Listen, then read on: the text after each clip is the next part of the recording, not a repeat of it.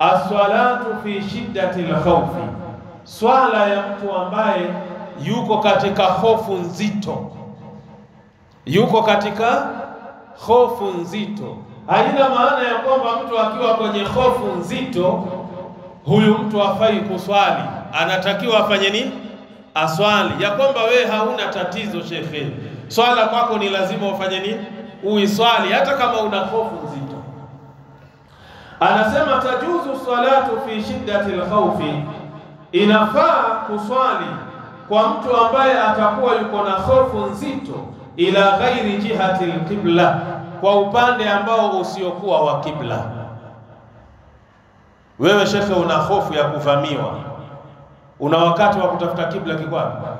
Elekea huko unakopata nafasi ya kuelekea, itekeleze ibada ya swala. Ndio hapa anakuambia idha turra ila tarkiha, hapa ni atakapo lazimishwa kwenda kukiacha kibla. Umelazimishwa usielekee kibla, swali popote unapoelekea. Wa yusalli haithu amkanahu, na ataswali kwa jinsi vyovyote atakavyoweza kuswali.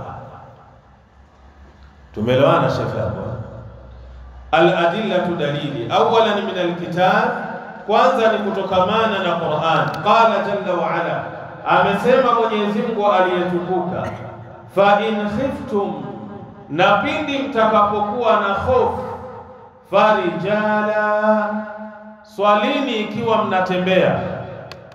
Nisikilize vizuri hapo, ikiwa mna hofu. Huyu ni Mwenyezi Mungu Subhanahu wa Ta'ala. Mna hofu ya kuvamiwa, swalini mukiwa munatembea, au rukubana, au muswali juu ya vipando vyenu. Kama ni ngamia, ni farasi, swali juu ya farasi, swali juu ya ngamia. Na swala inafanya nini?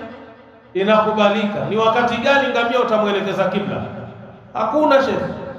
Wewe una hofu, umevamiwa na safari, uko hapa, swali ikiwa uko juu ya kipando. Na ikiwa unatembea kwa miguu, swali ikiwa unatembea. Huyo ni Mwenyezi Mungu Subhanahu wa Ta'ala.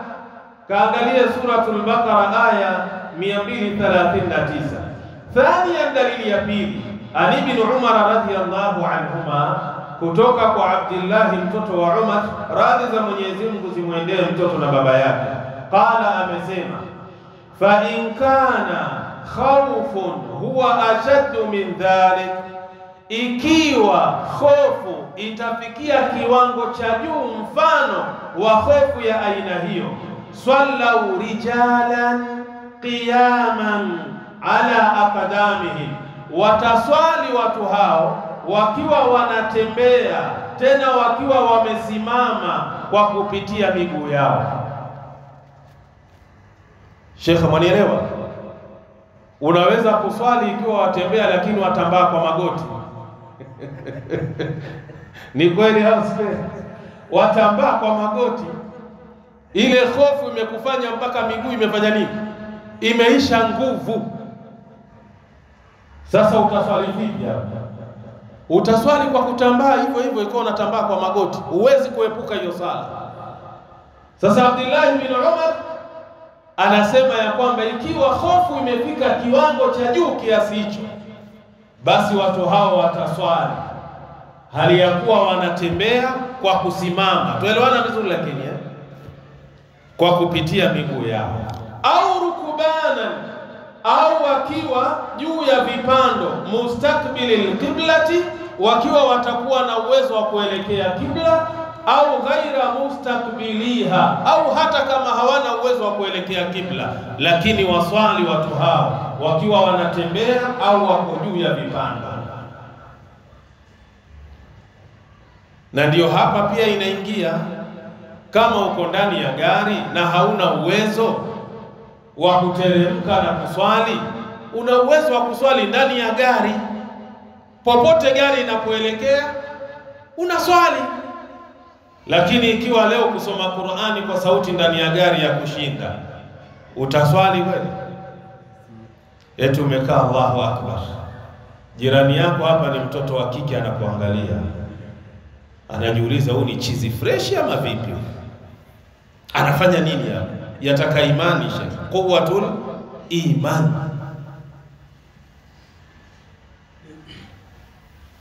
Qala Nafi', amesema Nafi', la ara ibn Umar dhakara dhalik, sikuona Ibn Umar amelitaja hilo jambo illa isipokuwa an Rasulillah sallallahu alayhi wasallam, amelichukua kutoka kwa Mtume Muhammad sallallahu alayhi wasallam.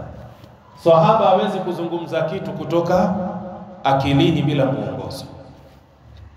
Rawahu al-Bukhari, maneno haya kayapokea Imamu al-Bukhari kwa nambari 4535.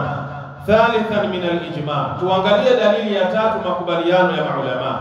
Waqala ibn Abd al-Barr, amesema Ibn Abd al-Barr, ajma'u, wamekubaliana maulama ala annahu la yajuzu li ahadin, ya kwamba haifai kwa mtu yoyote, sahihin, mwenye afya njema, wala maridhin, wala mgonjwa, an yusallia ila ghairi al-qibla, kuswali kinyume na kuelekea wapi? Kibla. Kuweni makini na hayo maneno.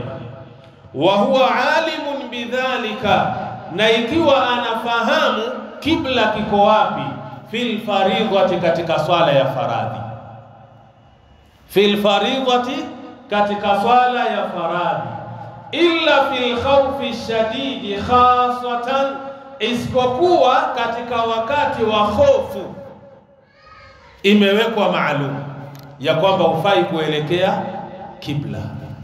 Lakini anasema mtu akiwa yuko na afya njema, mtu akiwa ni mgonjwa, basi lazima aelekee kibla. Nafikiri tumeyazungumzia haya maneno nyuma, tuelewana. Msafiri umeshindwa kuelekea kibla, haukifahamu, utaswali sehemu yoyote inavyo kuelekeza kwamba ndiyo kibla.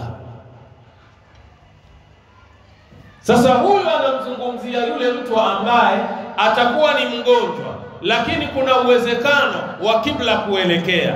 Atakuwa ana afya njema, kuna uwezekano wa kuelekea kibla, lakini yeye binafsi akafanya maamuzi ya kwamba mimi sielekei kibla. Huyu ndio mtu ambaye yupo na makosa. Lakini yule ambaye hayuko kwenye uwezo wa kuelekea kibla, sheria inamruhusu aswali mahala popote anapoelekea, na swala yake kisheria inakubalika.